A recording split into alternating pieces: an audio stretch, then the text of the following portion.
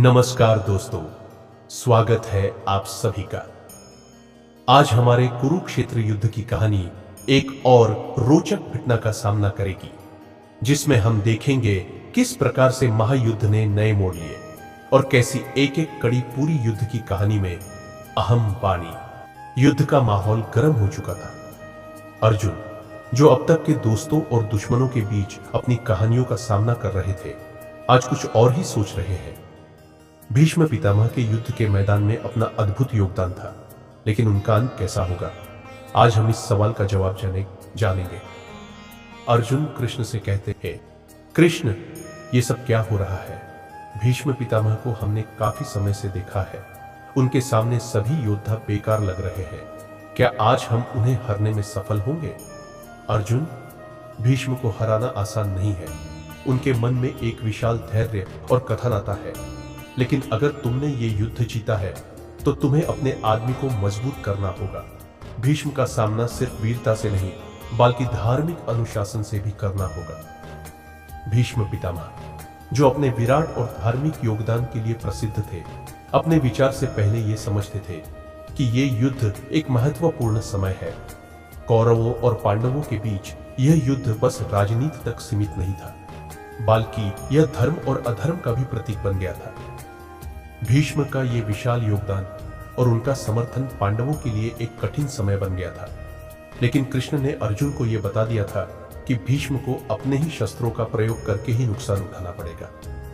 भीष्म का एक प्रमुख वचन था, मैं कभी क्या भीष्म के पार जाना हमारे लिए सही होगा? वो तो अपने शिक्षा के अध्यापक, उन्हें हमेशा अपनी विरासत और कर्तव्य का पालन करना है। अर्जुन, तुम्हारा कार्यभूमि समझने की कला तुम्हारे लिए सबसे महत्वपूर्ण है। अब तुम्हारे पास एक रास्ता है जो तुम्हें वीर भीष्म से लड़ने में मदद करेगा, लेकिन तुम्हें अपने मन से सब कुछ दिखाने के लिए तैयार रहना होगा। अर्जुन ने अपने तीर चक्र को भीष्म के विराट क्षेत्र में डाला, लेकिन भीष्म का साहस और उनका शक्तिशाली धर्म उनके सामने काफी मजबूत साबित हो रहा था। युद्ध की गर्मी और भीष्म की आखिरी जिंदगी का छुपा हुआ ज्ञान क्या था, यही अब हमें समझ आया था।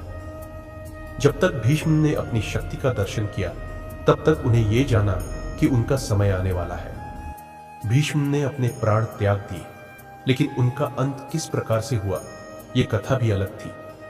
यह था भीष्म का महान अंत। उन्हें अपनी आखिरी सांस तक धर्म और वीरता की महत्वपूर्ण पहेली को समझा। पांडवों के लिए यह जीत थी, लेकिन यह जीत उनके दिल में एक गहरा दर्द भी छुपाई थी। अब पांडवों के लिए एक नया रास्ता था। भीष्म का पतन सिर्फ उनका ही नहीं, पूरी कुरुक्षेत्र की कहानी में एक नए मोड़ का घोषणा था। क्या यह नई जीत पांडवों को विजय की याद ले जाएगी?